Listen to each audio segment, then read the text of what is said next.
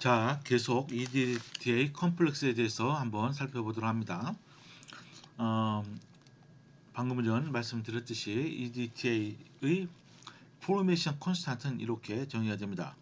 이때는 물론 Y4-만 이제 관여하는 걸로 이제 KF 값이 정의가 돼요. 이게 KF 값이 무지무지 크다고 그랬습니다. 특별히 이제 이온의 전하가 커질수록 이거는 급속도로 커지죠, 그죠? 근데 여기서 이제 여러분들이 한 가지 헷갈리지 말아야 될 것이 이런 형태로 됐다고 해서 EDTA가 이런 형태만 있을 때만 창문을 형성하느냐, 그게 아니라고 그랬어요. 이거 굉장히 중요합니다. 이게 아무도, 제가 이제 학교 다닐 때 아무도 이게 얘기를 안 해줬어요. 그죠? 그래서 저는 어떻게 생각하냐면요, 잘 보십시오. 요 알파 값이 이렇게 pH가 굉장히 크면은 이게 이제 전부 다요 Y4- 형태로 존재하면 괜찮은데, pH가 만약에 예를 들어서 9다 그럼 0.041 겨우 4.1%밖에 안 되는데 어떻게 이게 정량적으로 분석이 가능하냐? 근데 그게 아니죠, 그죠? 여기 요 프로톤이 이미 존재하고 있다, 붙어 있다 할지라도 금속 이온이 프로톤을 떼내고 결합하기 때문에 문제 없어요, 그죠? 그럼 그걸 어떻게 우리가 이제 보느냐? pH가 다를 때 이제 그건 이제 좀 이따가 방금 바로 나옵니다. 컨디셔널 포메이션 콘스탄트, 즉 조건부 형성 상수, 그걸 우리가 고려하면 돼요. 근데 보시면은 EDT가 실제로는 요게 이제 3차원 구조거든요. 근데 실제로 어떻게 되느냐? EDTA 자체는 6자리 리간드예요. 그죠? 헥사 덴테이트입니다. 그래서 이제 팔이 6개가 나오는데, 근데 맨 위에 이 약간 오픈된 공간이 있어서 여기에 물이 또한 물 분자 하나가 리간으로 작동합니다. 그래서 실제로는 물까지 우리가 치면은 요 금속 이온과 결합하고 있는 리간드의 개수는 7개가 되는 거예요. 뭐 그런 거 여러분 뭐 그렇게 어, 특별히 몰라도 됩니다. 뭐 그런 얘기가 있어요. 어, 그래서 뭐 근데 예를 들어 이런 것들 있죠. 이런 것들은 8개 코디네이션이 이루어진다. 뭐 그런 얘기도 있습니다만은 그렇게 이제 뭐 중요한 건 아닙니다. 자, 그래서 우리가 이제 pH가 임의의 pH에서 우리가 그럼 EDTA 그런 와 금속 이온의 결합을 우리가 어떻게 그럼 볼 것이냐?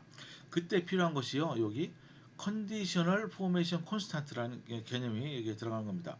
컨디셔널, 왜 컨디셔널이냐? 이거는 어, 여기 보시면 알겠지만요. 근데 조건부라는 거예요. 자, 우리가 이제 원하는 것은 원래 KF는 정의는 이렇게 되잖아요. 정의가. 그죠? 그런데 여기 Y4- 요 형태의 농도는 어떤 pH에서의 이렇게 알파 값 곱하기 전체 EDTA 농도입니다. 여기 가르치고 EDTA라고 한 것은 7가지 EDTA 형태가 있는데 그것을 몽땅 다 합한 거예요. 그죠?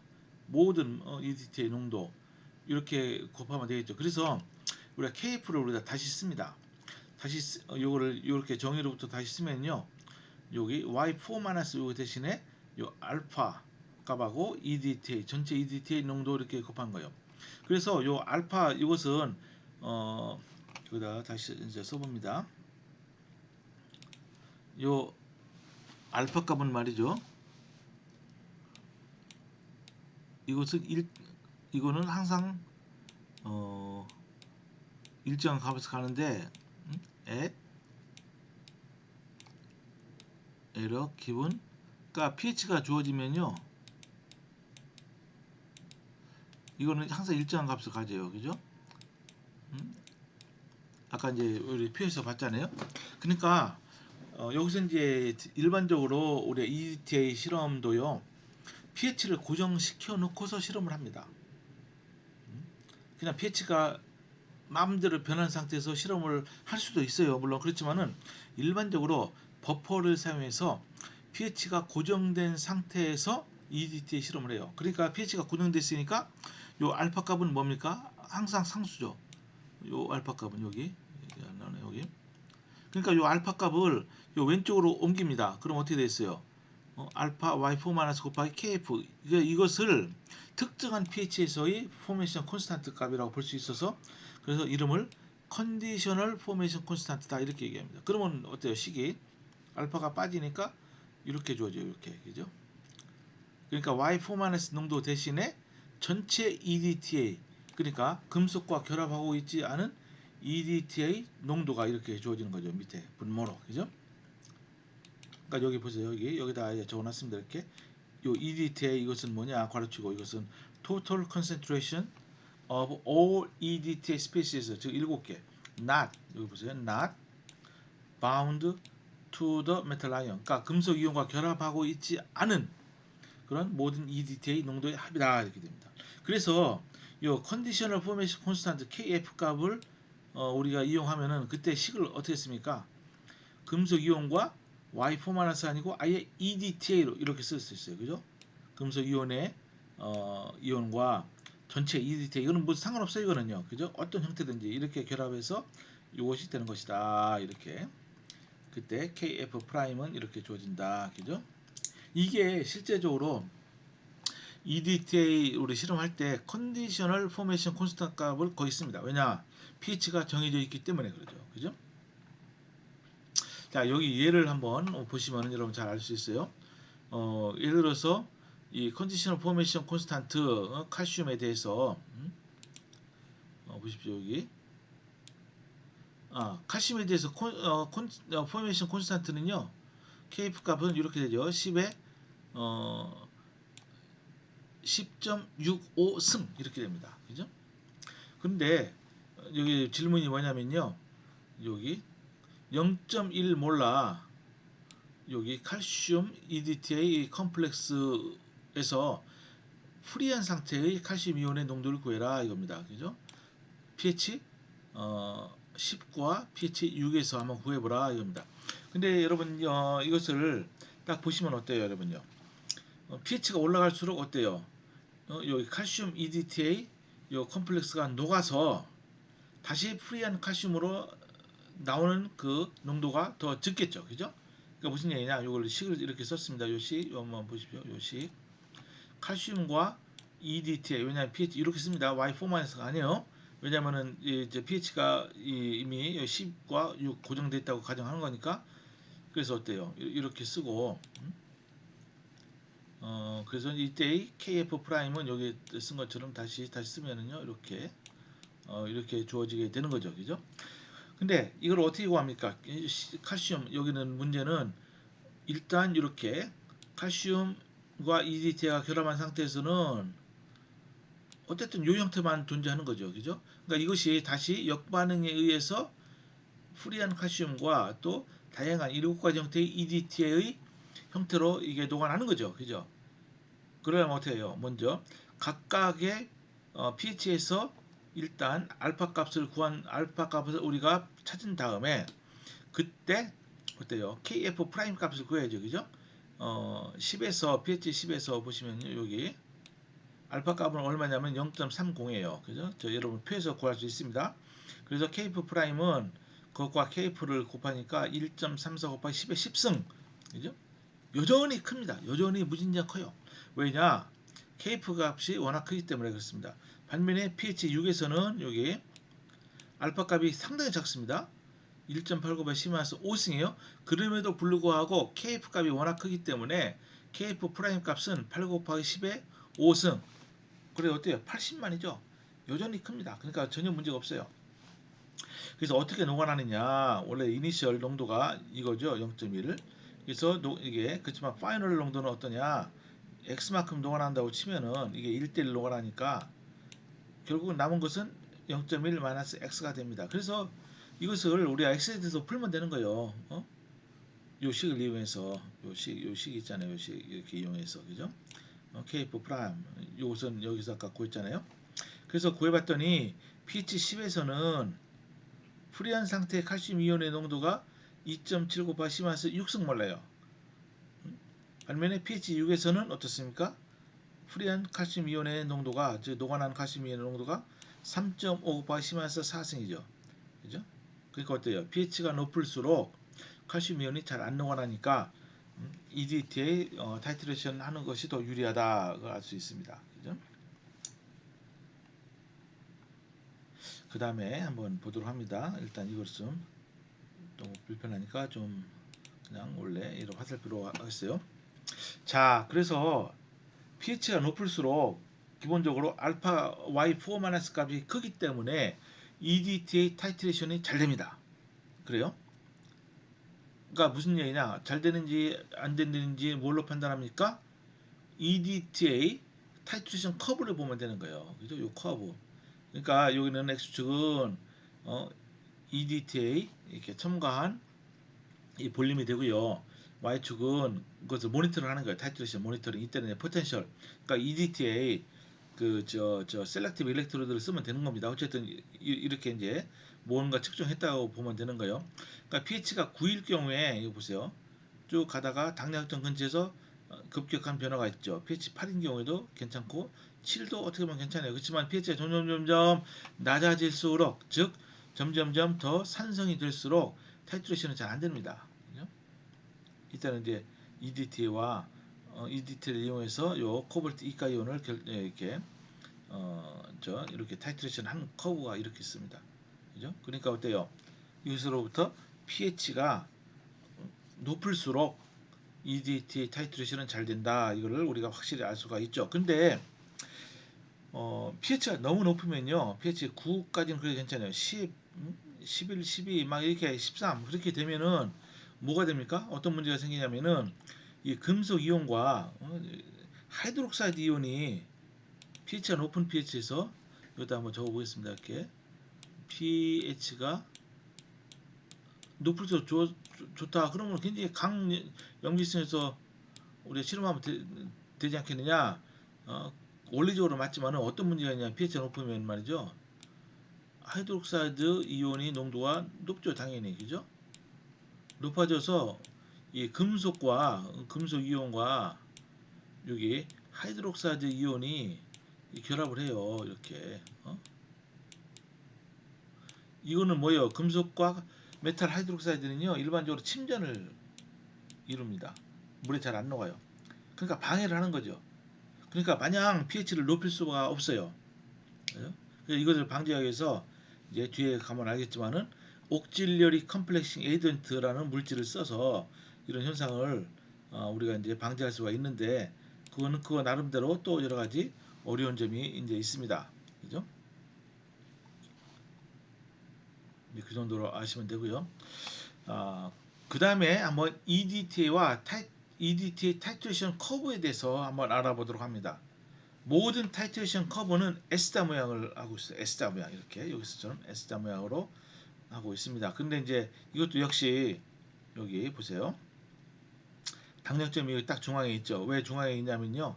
1대1 반응이기 때문에 요 점프한 요 높이 딱 중앙에 이 당력점이 존재하게 됩니다. 그래서 당력점 이전과 당력점에서 그리고 당력점 이후에 그때의 농도를 우리가 볼 필요가 있습니다. 근데 대체로 이 타이트레이션을 이제 우리가 하는데 X축은 EDTA 표준 용액을 얼마큼 첨가했느냐 그 부피가 되고요.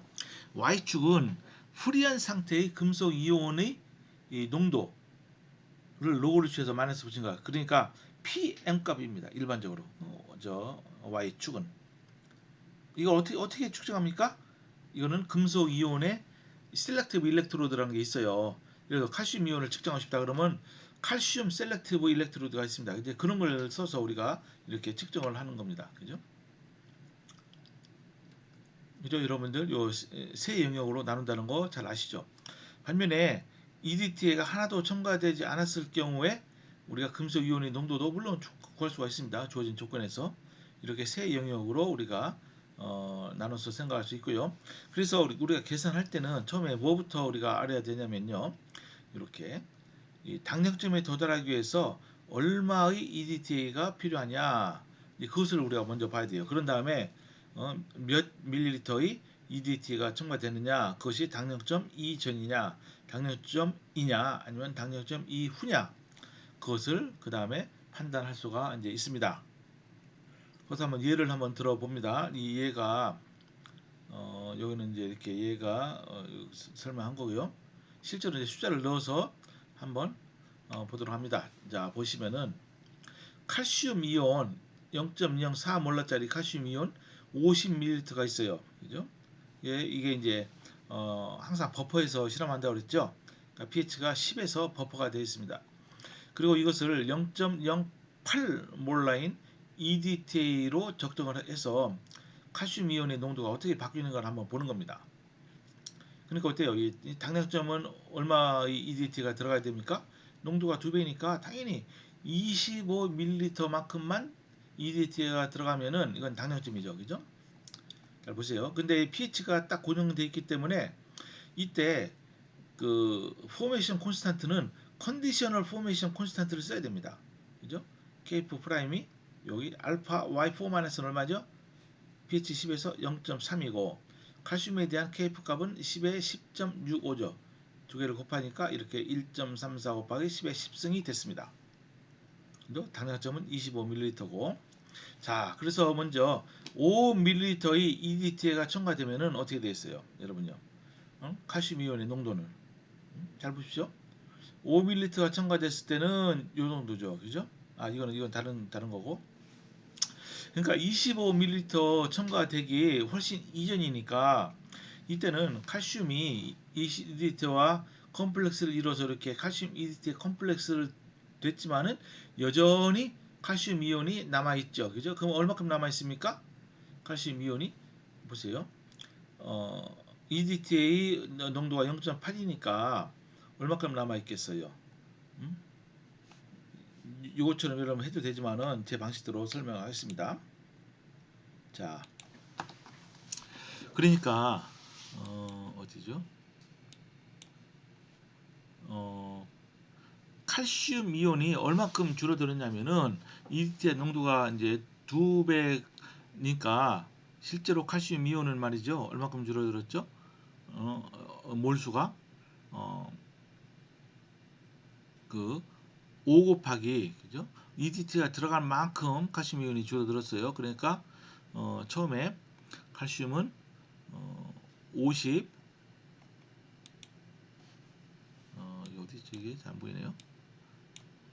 칼슘은 원래는 50ml 곱하기 0.04 그죠? 이게 이제 칼슘 이니셜 몰이죠. 그죠? 그 다음에 EDT가 들어간 만큼 줄어들었어요. EDT가 5ml 들어갔고 EDT 농도가 0.08입니다. 그죠? 이게 이제 남아있는 칼슘의 몰수가 되고 이거를 부피 변화로 이제 부피로 나눠야겠죠. 부피가 처음에 50ml였다가 EDT 5만큼 들어갔으니까 이렇게 5를 더해줘야 돼요. 그러니까 분모는 55가 됩니다. 이렇게 하면은 요 값이랑 똑같아요. 이거랑 요거 있죠. 요거는 굉장히 복잡하게 했는데 그러면은 칼슘 이온의 농도는 0.0291 몰라다. 그래서 P 칼슘은 얼마냐? 이게 마이너스 로그 칼슘 농도니까 1.54다. 그죠? 이렇게 이제 낮은 값에서 갔습니다. 그 다음에 두 번째 이제 지점은 당량점에 있어야 지점이에요. 당량점. 그건 어떻습니까, 여러분? 당량점. 이거 색깔을 좀 바꿀 필요가 있네요.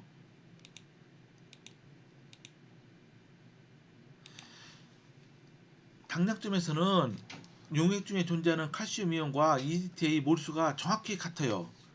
그럼 어떡합니까? 그러면요. 당량점에서는 이렇게 되는 거죠. 여기 보세요. 여기가 요 식을 한번 보시기 바랍니다. 요 식. 그래서 요것만 이니셜 존재한다고 보면 되는 거죠. 그래서 요것이 해리를 해서 x만큼 해리를 하니까 x만큼 감소했다. 그래서 이제 kf 값 프라임으로부터 우리가 구할 수 있는 거죠. 근데 그 문제는 뭐예요? 이렇게 요 농도를 구하면 되는 거죠. 그죠? 그러니까 어떻습니까? 25ml만큼 증가했기 때문에 몰수는 어때요? 0.08 EDTA 곱하기 25 그리고 이것을 나누기 얼마입니까? 처음에 이니셜 50ml에다가 더하기 25 이렇게 하면 되는 거예요. 그러면 0.0267 또는 원래 있던 칼슘 이온의 몰수를 우리가 위에 분자를 또 써도 됩니다. 그러니까 원래 칼슘이 얼마가 있었습니까? 이게 50ml가 있었고 그때 칼슘의 몰수는 농도는 0.04입니다. 그죠? 그리고 이것을 50 더하기 이게 참 죄송합니다. 이게 왜 이런가 모르겠어요. 사실. 그러면은 똑같이 이게 0.0267 몰라가 되고 x만큼 감소했다. 그래서 요 식 있죠. 요 식. 요 식을 풀면 되는 겁니다. 분모는 x제곱이고 분자는 0.0267 마이너스 x다. 이렇게 해서 물론 x를 여기서 우리가 이게 워낙 작다고 확신하면 이걸 무시해도 돼요. 그렇지만은 무시 안 하고 2차 방정식 풀어도 됩니다. 그때 x가 프리한 상태의 칼슘 이온의 농도고 이게 1.4 곱하기 10 마이너스 6승몰라다. 이때 P 칼슘은 5.85다. 그죠? 아까 얼마였습니까? 1.54에서 5.86으로 대폭 증가했죠. 그죠? 이게 당량점에서 이때 칼슘 이온의 P 값이고 마지막으로 이제 당량점을 지나서 약 1ml만큼 더 초과로 우리가 넣었어요. 그럼 어떻게 합니까? 1ml만큼 초과로 들어갔으니까 프리한 상태의 EDTA 농도가 어때요? 여기 보세요. 여기 프리한 상태의 EDTA 농도가 원래의 농도 0.08 곱하기 초과된 부피 1 그것을 전체 부피 76 왜냐하면은 50 더하기 26이니까 그래서 이렇게 나오죠. 이렇게 그죠? 1.05 곱하기 10 마이너스 3승 몰라다. 그죠? 그럼 어때요 여기? 칼슘과 EDTA의 컴플렉스의 농도는 어떻죠? 원래 0. 우리 칼슘으로 입장에서 보면은 0.04 몰라 곱하기 50ml 이니셜 농도 부피 이게 이제 원래 칼슘의 몰수가 되고 그게 이제 완전히 다 EDT랑 결합했으니까 그거를 전체의 부피 76 여기 이걸로 나누면 돼요. 그러니까 2.63 곱하기 10마이너스 2승몰라다. 그러면 프리한 상태의 칼슘의 농도는 여기 KF 프라임 요 식으로부터 우리가 구할 수가 있는 거죠. 그죠? KF가 프라임 알 수 있고 요거 농도 우리가 구했죠. 그죠? 또 요거 농도 구했어요. 그때 칼슘의 농도는 요거로부터 구하니까 어때요? 상당히 작아졌죠. 1.9 곱하기 10마이너스 9승몰라다. 그러니까 P 칼슘은 8.73이다. 그죠? 그러니까 단지 1ml만 더 초과됐을 뿐인데도 P 값은 5.85에서 8.74로 이렇게 대폭 증가했어요. 그죠? 그래서 이것을 이제 그래프로 그리면은 보세요. 여기 까만색이 칼슘입니다. 까만색. 그죠? 보세요. 여기 쭉 가다가 당량점이 25ml예요. 당량점 근방까지 갈 때는 칼슘의 농도가 별로 감소하지 않다가 당량점 근방에서는 대폭 이렇게 뜁니다. 이렇게 되는 거예요. 이렇게. 그죠? 반면에 스트론튬도 똑같이 우리가 똑같은 조건에서 우리가 실험했다고 보세요. 이니셜 농도가 0.04 몰라다. 그죠? 그리고 50ml가 있다. 근데 스트론튬과 그 EDTA 컴플렉스에 대한 KF 프라임은 칼슘보다 더 작아요. 칼슘은 이죠. 1.39 곱하기 10의 10승이다. 스트론튬은 1.6 곱하기 10의 8승이다. 그러면 여기서 어떤 차이가 있냐면은 여기 처음에 갈 때는 당량점 갈 때까지는 똑같죠. 그러다 당량점에서의 요 점프하는 요 높이가 스트론튬의 경우는 더 작습니다. 왜냐? KF 프라임이 더 작기 때문에. 그죠? 무슨 말인지 아시겠죠? 그렇지만 요 중간에 역시 이퀴밸런스 포인트다. 이렇게 알 수 있습니다. 그러니까 여기서 알 수 있는 것이 KF 프라임이 작으면요, 요 점프하는 요 높이가 작기 때문에 너무 작으면은 이 타이트레이션으로부터 잘 알 수가 없다. 이제 그것을 우리가 여기서도 알 수 있는 거죠, 그죠? 자, 원래 화살표로 다시 돌아가고요. 자, 일단 여기서 좀 잠시 멈추도록 하겠습니다.